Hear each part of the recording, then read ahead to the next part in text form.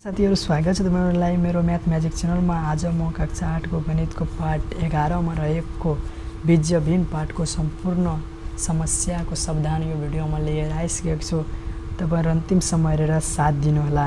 यहाँ एक नम्बरले सरल गर्नुहोस्। अब यहाँ सबैको सोलुसन गरिसकेको छु, यहाँ हेर्न सक्नुहुन्छ। त्यसपछि अब म अर्को क्वेशन तर्फ लाग्दै छु। अर्को क्वेशन 2 नम्बर। अब 2 नम्बरको क्वेशन यहाँ के रहेको छ भने यहाँ हेर्न सक्नुहुन्छ। म 2 नम्बर क्वेशन तर्फ अब जाँदै छु। अब 2 नम्बर क्वेशन बनेको अर्को अभ्यास तर्फ। अर्को अभ्यासमा बन्दैछ 11.2। यहाँ बन्दै सरल गर्नुहोस्। जुन क ख ग घ अङ्ग, त्यसपछि च छ ज अनि झ, त्यसपछि 2 नम्बर छ। 2 नम्बर सरल गर्नुहोस्। अब यहाँ सरल गरेर लेखिदिएको छु। क ख ग घ सबैको सोलुसन यहाँ अङ्ग छ, त्यसपछि छ ज अनि अब के रहेको छ भने अर्को झ यहाँ, त्यसपछि ट नम्बरको यहाँ सोलुसन हेर्नु अनि ठ नम्बरको यो भयो। त्यसपछि यहाँ अर्को अभ्यासतर्फ लाग्दैछ। अब अर्को अभ्यासमा छ 11.3। 11.3 मा भन्दैछ पहिलो क्वेशन 1 नम्बरमा सरल गर्नुहोस्। अब गरिसकेको छु। यहाँ हेर्नु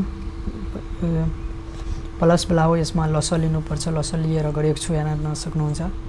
त्यसपछि म अब अर्को क्वेशन तर्फ लाग्दैछु। अब अर्को क्वेशन यहाँ के रहेको छ भने यहाँ हेर्न सक्नुहुन्छ 2 नम्बरमा भन्दैछ सरल गर्नुहोस्। अब यहाँ गरिसकेको छु, तपाईहरु आफै हेर्न सक्नुहुन्छ। त्यसपछि अब म अर्को क्वेशन तर्फ लाग्दैछु। अब यसमा धेरै हिसाबहरू छ, सबैको सोलुसन गरेको छु। तपाईहरु भिडियोलाई रोकेर राम्रोसँग हेर्नु र जुन ठाउँमा बुझेन जति नम्बरको क्वेशन त्यसमा कमेन्ट गर्नु। म त्यसको एक्सप्लेन अर्को भिडियोमा ल्याउने छु। अब यहाँ सबभन्दा बढी क्वेशन भनेको यही अल्जेब्रा पार्टबाट सोधिने हो। एक्जाममा पनि धेरै सोधिन्छ र बुकमा पनि धेरै दिएको छ। जति राम्रोसँग प्र्याक्टिस गरियो त्यति राम्रोसँग बुझ्नुहुन्छ हिसाबहरू। अभ्यास त्यसपछि 11.4 सरल गर्नुहोस्। यहाँ पनि यस्तै क्वेशन रहेछ। त्यहाँ प्लसमा थियो, यहाँ मल्टिप्लाईमा छ। मल्टिप्लाईमा लस लिनु पर्दैन, एकैचोटि इन्टु गर्नु तल्लामा माथिमा जुन कट छ त्यसलाई काट्दिनु, त्यही हुन्छ आन्सर अन्तिममा बचेको। त्यस्तै गरेको छु, हेर्न सक्नुहुन्छ। त्यसपछि 2 नम्बर पनि सरल गर्नुहोस्। 2 नम्बर डिभाइड छ। डिभाइडमा के हुन्छ भने यसलाई डिभाइडलाई पहिला मल्टिप्लाईमा कन्भर्ट गर्नु पर्यो। मल्टिप्लाईमा कन्भर्ट गर्दाखेरि अंश हर जुन हुन्छ त्यो अंश हरमा जान्छ र हर अंशमा हुन्छ अनि मल्टिप्लाई हुन्छ। अनि फेरि 1 नम्बरको जस्तै मल्टिप्लाई गरेर सोलुसन गर्दा भइहाल्छ। त्यो नै हुन्छ आन्सर जुन अन्तिममा आउँछ काटेर। अनि 3 नम्बर सरल गर्नुहोस्। यहाँ हेर्नु, यहाँ छ प्लसमा प्लस र माइनसमा क्वेशन छ भन्ने त्यसमा लस लिनुपर्छ। मल्टिप्लाईमा छ भने तलको तल माथिको माथि हरको हरै अंशको अंशमा मल्टिप्लाई हुन्छ। अनि डिभाइडमा छ भने त्यसलाई मल्टिप्लाईमा कन्भर्ट गर्नु पर्यो। त्यसपछि सोलुसन गर्नुहोस् पर्छ। अब यहाँ सबैको सोलुसन गरिसकेको छु, तपाईहरु आफै हेर्न सक्नुहुन्छ। त्यसपछि अब म अर्को क्वेशन तर्फ लाग्दैछु। यहाँ हेर्नु यसको क्वेशन धेरै छ। अब अर्को क्वेशन यहाँ रहेको छ 4 नम्बर सरल गर्नुहोस्। यसमा पनि यहाँ डिभाइड छ, यसलाई पहिला मल्टिप्लाईमा कन्भर्ट गरियो, तलको माथि गयो, माथिको तल आयो, अंशवाला हरमा गयो, हरवाला अंशमा आयो। त्यसपछि सोलुसन गर्दै गयो।